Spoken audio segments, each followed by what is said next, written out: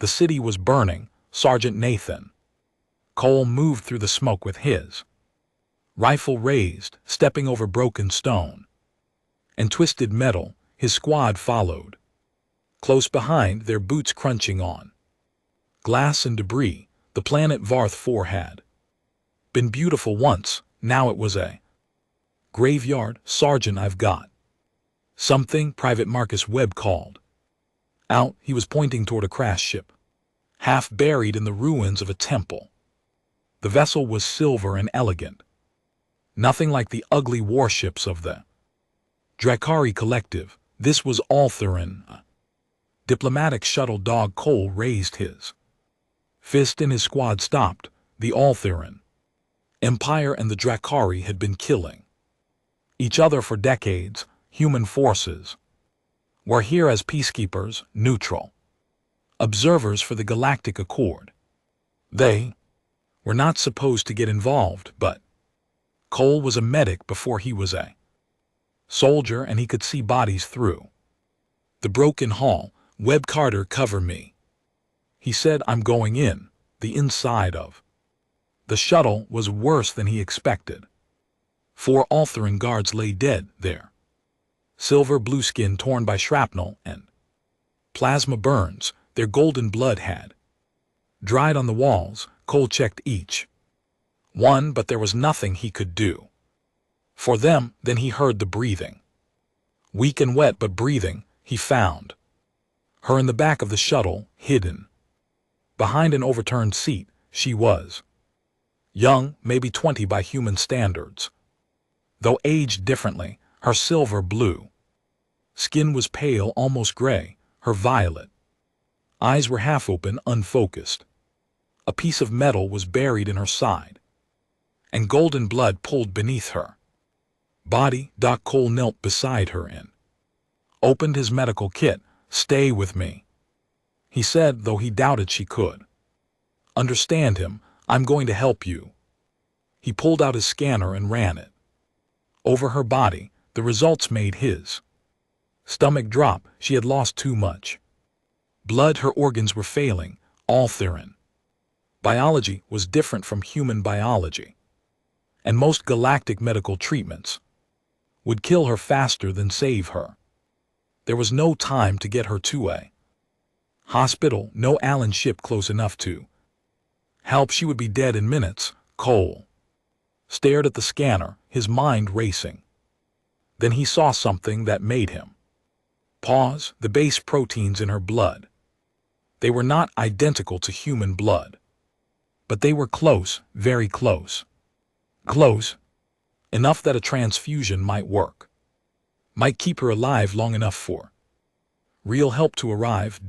It was insane. It was against every protocol he had ever learned. Alien to human blood. Transfusions were not done. The risks were unknown, but she was dying, and Cole had sworn an oath to save lives. He pulled up his sleeve and found a vein. His blood type was O negative, the universal donor. If any human blood could work, it would be his. This is going to be strange, he said to the unconscious woman, but I need you to hold on. He connected the tube to his arm and then carefully inserted the needle into her vein. His blood began to flow into her body, dark red mixing with fading gold. For a long moment nothing happened. Cole watched her face, waiting for her to convulse, to reject his blood, to die despite everything. Then her breathing steadied, her skin gained the faintest hint of color, her eyes fluttered. She opened her eyes and looked at him, really looked at him. Her violet gaze found the tube connecting their arms, saw the blood flowing from him to her. Her lips moved, but no sound came out. Don't try to talk, Cole said. Just rest, you're going to be okay. She reached up with a trembling hand and touched his face. Her fingers were cold, but gentle. Something passed through her eyes, confusion, wonder, and something else he could not name. Then she passed Out again, Cole finished the transfusion and bandaged her wound as best he could. He was dizzy from blood loss, but he had given worse and survived. He lifted her, carefully cradling her against his chest. She weighed almost nothing. Sergeant Webb appeared at the entrance to the shuttle. His eyes went wide when he saw Cole carrying the alien woman. "What happened? Is she alive?" Veerly. Cole said, "We need to move now." Journey back to base was 2 km through enemy territory. Cole carried the woman the entire way, refusing to let anyone else take her. His arms burned, his head swam, but he kept walking. The woman woke twice during the journey. Each time, she looked up at him with those strained violet eyes, studying his face as if trying to memorize it. Each time she said nothing, just watched him until sleep took her again. They reached for her base echo just as the sun was setting. Cole walked through the gates with the woman in his arms and collapsed to his knees. Medics rushed forward, taking her from him, shouting orders. "What species is she?" someone asked. "Altherin." Cole managed to say, "She needs Altherin doctors. I gave her a transfusion, my blood. It was the only way." The medics exchanged looks of disbelief, but there was no time for questions. They rushed her to the medical bay. Doc Cole sat on the ground, too tired to stand. Captain Diane Hartley appeared beside him, her face hard with concern. "Cole, what the hell did you do out there?" "My job," he said simply. Before Hartley could respond, the sky lit up with approaching ships. 3 Altheram warships descended through the clouds, their hulls gleaming like polished silver. They were not here for the war, they were here for her. An hour later, Cole stood in the medical bay surrounded by Altheran soldiers. Their commander, a tall male with cold silver eyes, stared at him with barely hidden disgust. "You touched her," the commander said. "You have her blood on your uniform, on your hands." "I saved her life," Cole replied. "You are a human. You had no right." Cole met his gaze without flinching. "She was dying. I had every right." The commander stepped closer, his hand moving toward his weapon, but before he could speak again, a voice cut through the tension. "Stop!" Everyone turned. The woman stood in the doorway of the medical bay, supported by 2 Altheran physicians. She was weak, barely able to stand, but her eyes were clear and focused, and they were locked on Cole. "This human saved my life," she said. Her voice was soft but carried the weight of absolute authority. "He gave his blood for mine. You will not harm him." The commander bowed his head. "Your Highness, forgive me." Cole felt the world shift beneath him. "Your Highness." The woman he had saved was not just an alien, she was a princess, and she was walking toward him now, her violet eyes never leaving his face. She stopped in front of him, close enough that he could see the faint glow returning to her skin. "You saved me," she said quietly. "Do you know what that means?" Cole shook his head. "I just did what I had to do." She smiled, and it was the saddest, most beautiful smile he had ever seen. "Then you do not understand yet," she said, "but you will." All their prime was beautiful in a way that hurt to look at. The cities floated among the clouds, their spires reaching toward a sky painted in shades of violet and gold. Rivers of light flowed between the towers, and everywhere Cole looked, he saw elegance beyond anything humanity had ever built. He felt like a stain on a perfect canvas. The Eltherans who saw him did little to hide their feelings. They stared at him with cold curiosity, whispered behind their hands, and stepped aside when he passed as if his presence might contaminate them. Cole kept his chin up and his eyes forward. He had faced worse things than alien aristocrats. Vale walked beside him, her hand resting lightly on his arm. She had changed into royal robes of silver and white, and she looked every inch the princess she was. But she refused to leave his side, even when her attendants pleaded with her to maintain proper distance. They hate me, Cole observed quietly. They fear you, Balith corrected. Humans are new to the galactic stage. Your species is unpredictable, violent, and strangely compassionate. The altering court does not know what to make of you. And what do you make of me? She smiled. I think you are exactly what this court needs. Reminder that honor is not found only in noble blood. They were escorted to the throne room, a vast chamber of crystal and light. Hundreds of Ulfons filled the gallery, their silver-blue faces turned toward the raised platform at the far end. There, on a throne that seemed carved from a single massive diamond, sat the High Sovereign. Valid's father was ancient and terrible. His eyes were like frozen stars, and his presence filled the room with pressure that made it hard to breathe. Cole had faced enemy soldiers, alien monsters, and near certain death, but he had never felt anything like the weight of the High Sovereign's gaze. Daughter, the Sovereign said, his voice echoed through the chamber. You return to us at last, and you bring a human. Vale bowed her head briefly. Father, Sergeant Nathan Cole saved my life when my shuttle was destroyed. He gave his blood to keep me alive when no other option existed. So have been told.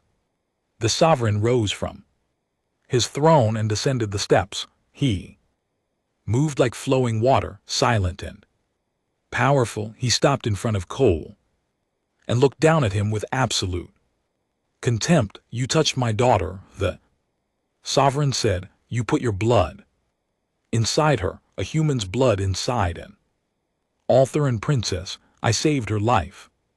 Cole replied. His voice was steady, though his heart was pounding. With respect, Your Majesty, that's what matters. What matters is that you have created a scandal that will take generations to outlive. The Sovereign circled Cole slowly, examining him like a specimen. The Valsar, an ancient and sacred bond now shared with an alien savage. Do you understand the shame this brings to my house? I understand that. Your daughter is alive, Cole said. I understand that without my blood she would have died alone in the wreckage of her ship. If that brings shame to your house, then maybe the problem isn't with me. The chamber went silent. No one spoke to the High Sovereign that way. Cole saw Velith's eyes widened with alarm, saw the guards reach for their weapons, but the Sovereign did not strike him down. Instead, he laughed. It was a cold sound without warmth or humor, but it was laughter. You have courage, the Sovereign said. Stupid courage, but courage nonetheless. Perhaps humans are not entirely worthless after all. He returned to his throne and sat down heavily. I will make you an offer, Sergeant Cole. I will give you wealth beyond your imagination. Ships, lands, resources, everything a human could want. In exchange, you will release my daughter from the Velar and leave this world forever. Cole felt the eyes of the entire court on him. He could feel Vith's tension, her fear. She was afraid he would accept, but Cole thought about everything that had happened, the blood he had given, the bond that had formed, the princess who had shielded him with light and killed to protect him. She was not just an obligation anymore. No, he said that the Sovereign's eyes narrowed. No, Your Majesty, I won't release her, not because I want to keep her bound, but because releasing her would shame her. She fought beside me, she saved my life, just as I saved hers, if I dismiss her. Now I'm saying that her service meant nothing, that her sacrifice meant nothing. Cole met the sovereign's gaze without flinching. I won't do that too. Her veil made a soft sound beside him. When Cole glanced at her, he saw something new in her violet eyes, something warm and wondering. The sovereign was silent for a long moment. The court held its breath. You refuse wealth and power, the sovereign said slowly, to protect my daughter's honor, even though she is not of your species, even though you gain nothing from this choice. I gain her respect. Cole said. That's enough. The sovereign leaned back on his throne. For the first time, his expression showed something other than contempt. It might have been respect, or might have been something else entirely. Very well, he said, since you will not release my daughter, and since she clearly will not release herself, I must make accommodations. He waved his hand. From this day forward, Sergeant Nathan Cole is granted the title of Sword of the Crown. He will serve as Pispo's, my daughter's official protector, and will be afforded all rights and privileges of the position. The court erupted in whispers. Vale gripped Cole's arm tightly. Father, she said, do you mean this? I do not make idle pronouncements, the sovereign replied. The human has proven his worth. He may stay, but understand this, Sergeant Cole, you are now part of the Althuran court. You will be watched, you will be tested, and if you ever betray my daughter's trust, I will destroy you in ways your species cannot imagine. Understood, Cole said. The audience ended, and Vale led Cole away through the crystal corridors. When they were finally alone, she turned to him with tears streaming down her face. You refused him, she whispered. You refused everything for me. I told you before. Cole said, I don't want to own you, but I'm not going to abandon you either. We're in this together now. She threw her arms around him, holding him tight. He hesitated, then held her back. Thank you, she said against his chest. Thank you, Nathan. Don't thank me yet, he said. I have a feeling things are about to get a lot more complicated. He was right. That night, as he lay in his guest chambers, a message appeared on his data pad. It was from a hidden source, encrypted beyond anything he had seen before. The message contained only 3 lines. Trust no one in the court. The one who betrayed the princess is close. Ambassador Voron is not what he seems. Cole read the message 3 times, then deleted it. He stared at the ceiling, his mind racing. Someone in the court wanted Valith dead, someone she trusted, and Cole was the only one who could protect her. He had come to this world as a soldier. Now he was a guardian, and the real battle was just beginning. The Althuran physicians worked through the night. Nathan Cole sat outside the medical bay waiting for news. He refused to sleep, refused to eat. Captain Hartley had ordered him to rest twice, and twice he had politely ignored her. When the doors finally opened, it was not a doctor who stepped out. It was an Althuran in flowing robes, his silver blue skin marked with intricate golden tattoos. His eyes were old and calculating. Sergeant Cole, the Althuran said, I am Ambassador Keith Voron. I represent the interests of the Althuran Empire in this sector. Cole stood up. How is she? The princess is stable. She will recover Fully paused, stunning Cole with an expression that was difficult to read. Thanks to you, it seems, though.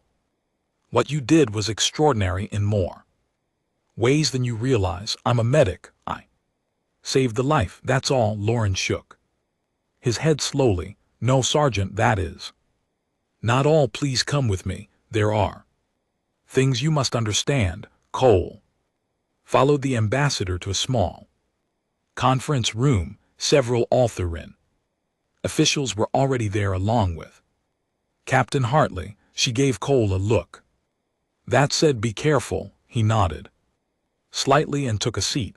Voron remained standing.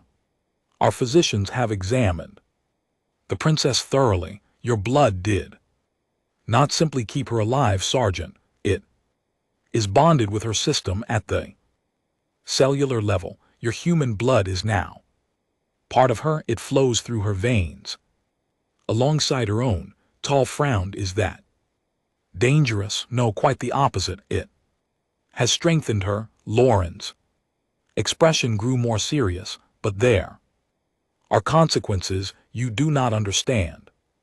Among our people, blood is sacred. It carries the essence of who we are. When blood is shared between two individuals, it creates a connection that goes beyond the physical. What kind of connection? Voron placed his hands on the table. We call it the veils. In your language, it might translate to life bond or soul. Dead. When one person gives their blood to save another, a link is formed. One who received the blood is bound to the one who gave it, bound by honor, by tradition, and by something deeper that we do not fully understand. Cole stared at him. You're saying the princess is bound to me? Yes, until the debt is repaid. She cannot be released from this obligation. She must remain near you, serve you, protect you until she has given something of equal value in return. That's insane, Cole said. I don't want her to serve me. I don't want anything from her. I just wanted to save her life, and that is precisely the problem. Voron replied. Your selflessness has created a debt that is difficult to repay. You asked for nothing. You expected nothing. In the eyes of Deville Sareth, this makes the dead even greater. Captain Hartley leaned forward. Ambassador, surely there's a way to release her from this bond, some ceremony or ritual. There is. The sergeant can formally release her by speaking the words of dismissal. Morin looked at Cole. But I must warn you, if you release her without allowing her to repay the debt, it will bring great shame upon her. In our culture, an unpaid debt is a mark of dishonor. She would be seen as unworthy. Cole felt the weight of the situation pressing down on him. He had just wanted to do the right thing. Now he was trapped in something far bigger than himself. Can I speak to her? He asked. Voron hesitated, then nodded. She has been asking for you. Cole found the princess sitting up in her medical bed, surrounded by attendants. When she saw him enter, she waved them away. They left reluctantly, casting suspicious glances at Cole. Sergeant Nathan Cole, she said. Her voice was stronger now, musical and clear. Please sit. He pulled a chair close to her bed. They told me your name is Vale, Princess Vivith Saravan, third daughter of the High Sovereign. She smiled faintly. But you may call me Valith. After what you did, formality seems foolish. They told me about the Vile Soreth. Cole said. About the bond. Her smile faded. Yes, I felt it form the moment I woke and saw your blood flowing into me. It is not something that can be ignored or forgotten. It is part of me. Now, as your blood is part of me, I want to release you. Cole said. I don't want you to feel obligated to me. Valith reached out and took his hand. Her skin was cool and smooth, her grip surprisingly strong. I know you do. Ambassador Vaughn told me you would say that, he said. Humans do not understand the vows. I understand that I don't want to own you. You do not own me, she said gently. The bond is not slavery, it is purpose. You gave me my life, Sergeant. Now I must find a way to give you something of equal worth. Until I do, I will stay by your side, not because I am forced to, but because it is right. Cole looked into her violet eyes and saw something he did not expect, not resentment or despair, but determination, purpose, even pride. And if I release you anyway, he asked, then I will follow you still, she said. The words of dismissal would free me from the formal bond, but not from my own honor. I would stay because I choose to stay. She squeezed his hand. You cannot escape me, Nathan Cole, so you might as well accept my presence. For the first time in days, Cole felt himself smile. You're very stubborn. I am a princess. Stubbornness is expected. Their moment was interrupted by the sound of alarms. Red lights flashed across the medical bay. Cole jumped to his feet as Captain Hartley's voice came over the speakers. All personnel to battle stations. We have incoming Drakari forces. This is not a drill. Repeat, this is not a drill. Cole looked at Vale. Stay here. You're still recovering. She swung her legs over the side of the bed. Vassarath demands that I stay by your side. I cannot hide while you face danger. You can barely stand. Then help me stand. She held out her hand. We face this together, Sergeant. That is how it must be. Cole hesitated for only a moment. Then he took her hand and helped her to her feet. If you get yourself killed, he said, I'm going to be very annoyed. Vale laughed, a sound like silver bells. Then I will try to die only a little. Together they walked out to face the coming battle. Behind them, Ambassador Vaughn watched with an expression that was impossible to read. His hands clenched at his sides and his eyes followed the prince's with something that might have been concern or might have been something darker. The Drakari came in waves. Their ships filled the sky like angry wasps, raining fire on 4 base Echo. Cole had fought many battles, but he had never seen an assault this brutal. They knew we were here. Captain Hartley shouted over the explosions. They knew exactly where to hit us. Cole crouched behind a barricade, returning fire at the Drakari. Soldiers pouring through the broken walls. Beside him, Vale pressed close. She had no weapon, no armor, nothing but a thin medical gown and her stubborn refusal to leave his side. You should be in the bunker, Cole said between shots. I should be with you, she replied calmly. A plasma bolt struck the barricade inches from Cole's head. He grabbed Vale and pulled her down. This isn't a debate. You're going to get killed. Then protect me, she said. Simply, that is what you do. Before Cole could respond, a Drakari grenade sailed over the barricade. Time seemed to slow. Cole saw the grenade falling toward them. He knew he could not reach it in time. He threw himself over Valeth, trying to shield her with his body, but the explosion never came, or rather it came, but it could not reach them. Cole looked up to see a dome of golden light surrounding them. The fire and shrapnel bounced harmlessly off the glowing barrier. At the center of it all was Vale, her eyes blazing with violet light, her hands raised. What the hell? Cold breath. The light faded and Vale collapsed against him, breathing hard. Psionic abilities, she whispered.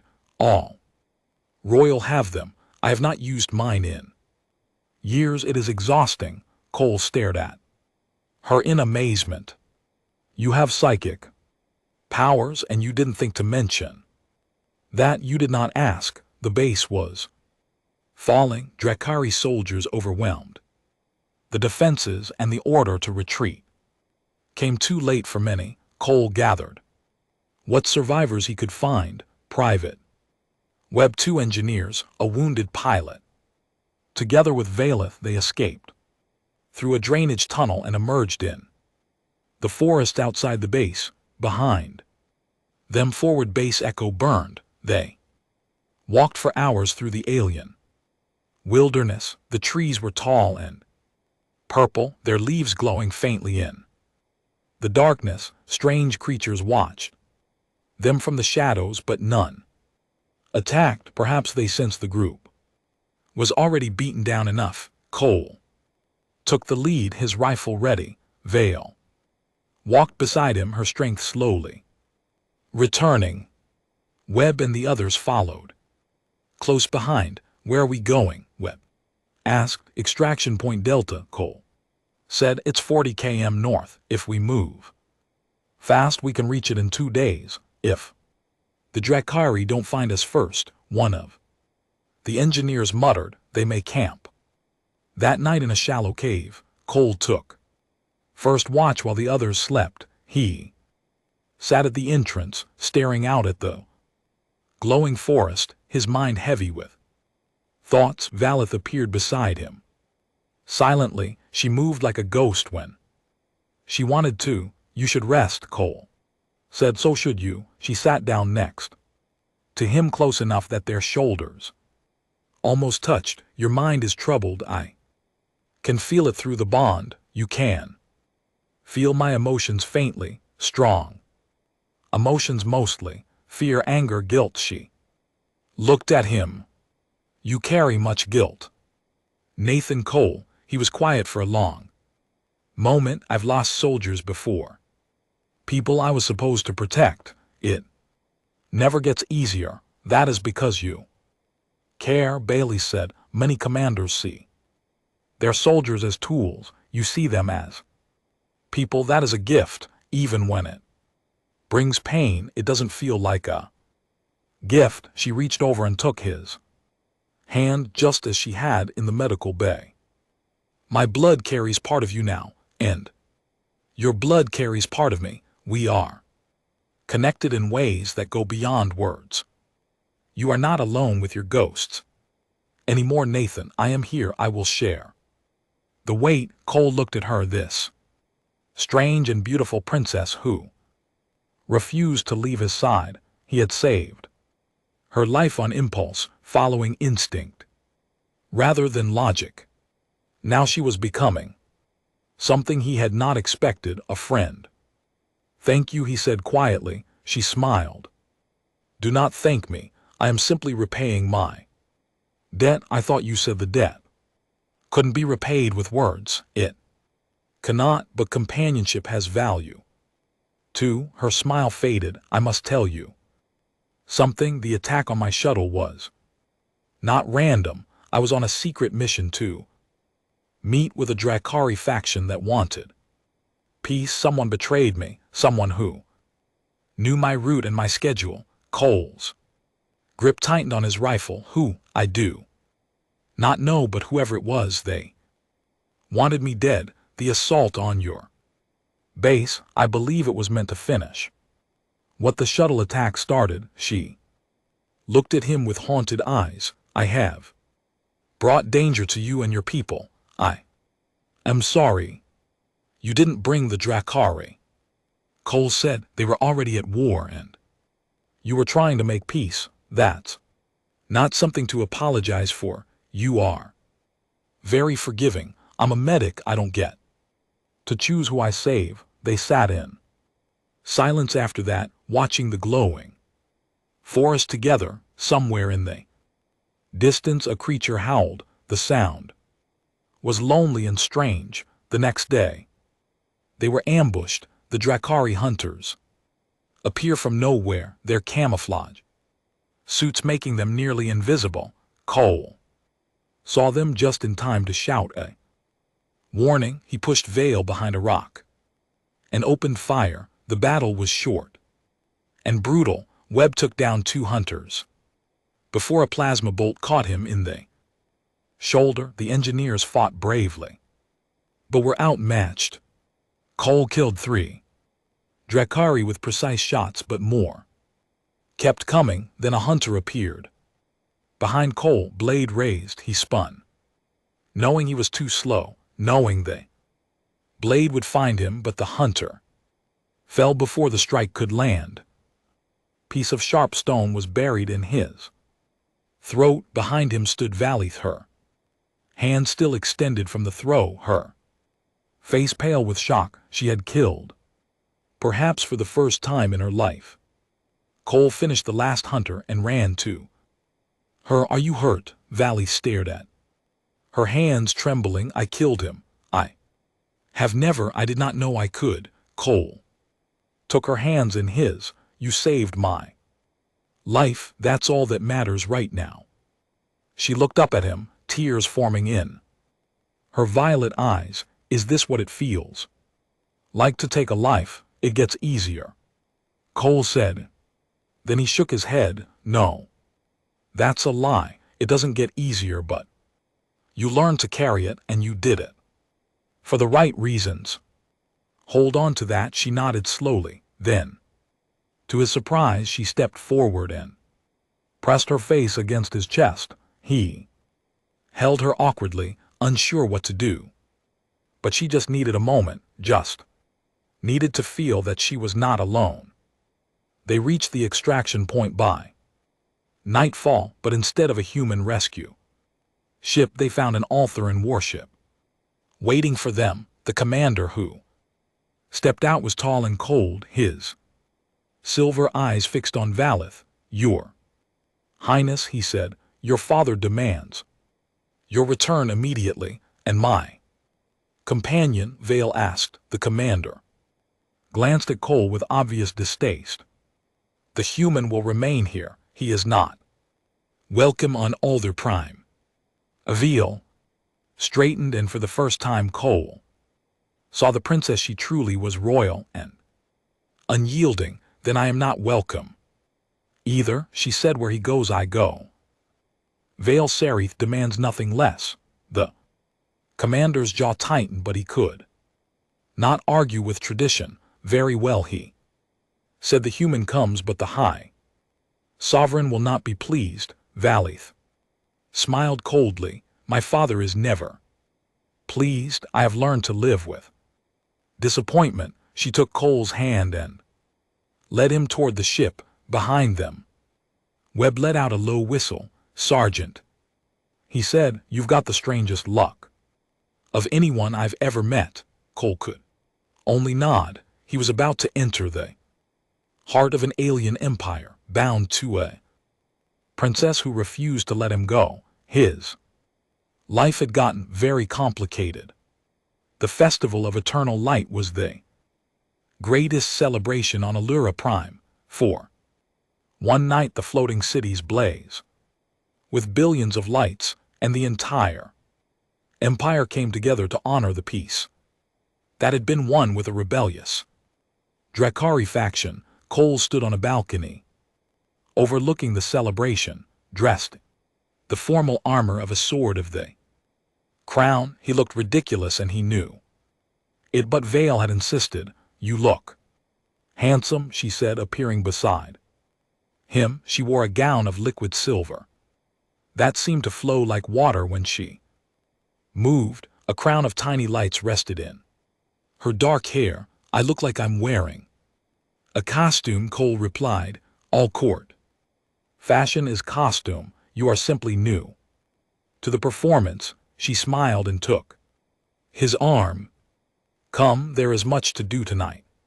But Cole did not smile back. His mind was elsewhere, turning over the warning message he had received weeks ago. Ambassador Vaughn is not what he seems. He had watched Voron carefully since then. The ambassador was always nearby, always watching, always smiling. His cold Smile, Cole had found nothing concrete. But his instinct screamed that something was wrong. Tonight those instincts were louder than ever. Stay close to me, Cole said quietly. Something doesn't feel right. Vale looked at him with concern. What do you sense? I don't know yet, just stay close. They descended into the festival. Together, the great plaza was filled with thousands of alternans dancing and celebrating. Music filled the air. Strange and beautiful, Cole kept his eyes moving, watching for threats. Ambassador Vaughn appeared before them, his golden tattoos gleaming in the light. Your Highness, Sword of the Crown, what a glorious night for our empire, indeed. Ambassador Vale replied politely, the peace you helped negotiate is a great achievement. Voron's smile widened. I live only to serve the throne, though I must admit I am troubled by certain elements of our celebration. What elements? Cole asked. Morin's eyes flickered to Cole, and for just a moment Cole saw something behind the mask. Hatred, pure and absolute, human elements, Morin said softly. Foreign elements that do not belong in our sacred traditions. Before Cole could respond, the High Sovereign's voice boomed across the plaza, calling for silence. He stood on a raised platform, ready to give the traditional blessing. Come, Veli said, we must attend my father. They moved through the crowd toward the platform. Cole stayed alert, his hand resting on the ceremonial blade. At his hip, it was a real weapon despite its decorative appearance. He had made sure of that. The sovereign began his speech, and Cole let his eyes wander the crowd. He saw nobles and servants, soldiers and priests. He saw faces filled with joy and reverence. And he saw a group of figures moving against the flow of the crowd, moving with purpose, moving toward the platform. Their robes were wrong, too heavy for the warm night, perfect for hiding weapons. Assassins, Cole breathed. He grabbed Vilith's arm. Get to cover now. But it was too late. The assassins threw off their robes, revealing Drakari, warriors in full combat gear. They opened fire on the platform. Screams erupted as Altharin fell. The High Sovereign's guards rushed to protect him. And in the chaos, Cole saw Ambassador Voron moving toward Balith with a blade in his hand, but everything became clear. Voron had planned this. He had betrayed the princess on Vareth IV, and when that failed, he had brought the assassins here. He wanted to destroy the peace and kill everyone who stood in his way. Cole threw himself between Voron and Vale. The ambassador's blade sliced across his arm, drawing blood. Cole ignored the pain and struck back, his fist connecting with Voron's jaw. You dare defend her? Voron snarled. You are a human, an animal. You have corrupted our princes with your filthy blood. You have brought shame upon the empire. No, Cole said, you brought shame. You betrayed your own people for hate. Voron attacked again, faster than any human could move. Cole blocked, dodged, and countered, but he was outmatched. Voron was older, stronger, and trained in combat arts Cole had never seen. A blade pierced Cole's side. He gasped and fell to his knees. Voron stood over him, triumph in his eyes. Now the corruption ends, Voron said. He raised his blade for the killing stroke, but the stroke never fell. Vale appeared behind Voron, her hands blazing with golden light. She grabbed his arm and twisted. Bones cracked. Voron screamed, you will not touch him, Vale said, her voice like thunder. You will never touch him again. She threw Vaughn aside and knelt beside Cole. His blood was spreading. Across the white stone floor, red human blood mixing with the golden dust of the plaza. Nathan, she whispered, stay with me, Val. He tried to smile. I think the debt is paid now. No. Tears streamed down her face. No, you don't get to die, not like this. She placed her hands on his wound, and golden light poured from her palms, but she was weak from using her powers against Voron. The light flickered and faded. I can't heal you, she said desperately. I don't have enough strength. Cole reached up and touched her face. Then don't heal me. There's another way. She understood immediately. Nathan, no, the blood bond saved your life once. Let it save mine. He coughed, tasting copper. Unless you want the debt to stay unpaid forever. Vale hesitated for only a heartbeat. Then she drew a small blade from her belt and cut her own palm. Golden blood welled up, glowing softly. She pressed her hand against his wound. My blood for yours, she whispered. As you gave, so I give. Let the bond be complete. Golden blood flowed into Cole's body. He felt warmth spreading through him, felt his wound closing, felt strength returning to his limbs. It was painful and beautiful and terrifying. When it was over, he could breathe again. Velith collapsed against him, exhausted. Around them, the guards had subdued the remaining assassins. Voron lay motionless, surrounded by soldiers. The High Sovereign approached, his face unreadable. My daughter, he said, you have given your blood to a human. Do you understand what this means? Valith looked up at her father. Her eyes were steady. I understand, she said. When blood is shared from both sides, the Velsar becomes something else. The debt becomes a bond, permanent and unbreakable. She looked at Cole. In the eyes of our tradition, we are no longer debtor and savior. We are partners, equals bound for life. The Sovereign's expression did not change. Some would say you are married by our ancient laws. Some would be correct. Phil replied. Cole stared at her. You planned this? She had the grace to look slightly embarrassed. I did not plan for you to be stabbed, but I knew that if the opportunity arose, I would not hesitate. She touched his face.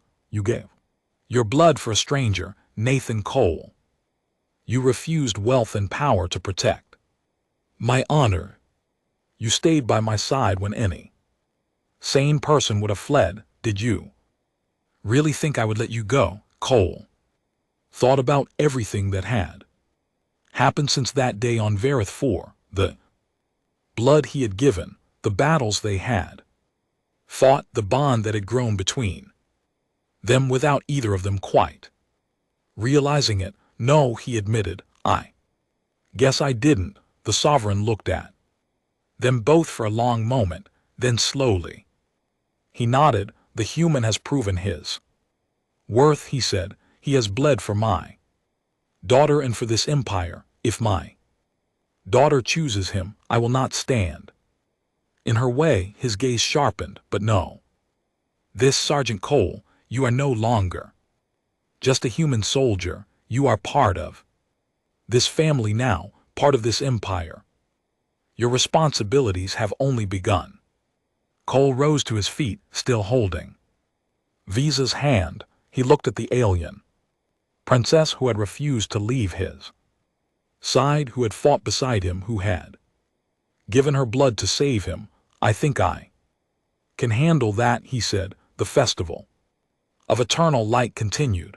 The music played, the lights danced across the sky, and in the midst of an alien empire, a human soldier stood beside a princess and faced a future. He had come to this world with nothing but his blood and his courage. He was leaving it with something far more precious. When the galaxy asked what humanity had to offer, Nathan Cole had answered with sacrifice, loyalty and love, and in return he had gained a partner, a home, and a purpose. Beyond anything he had imagined, some debts he realized were not meant to be repaid. They were meant to be shared.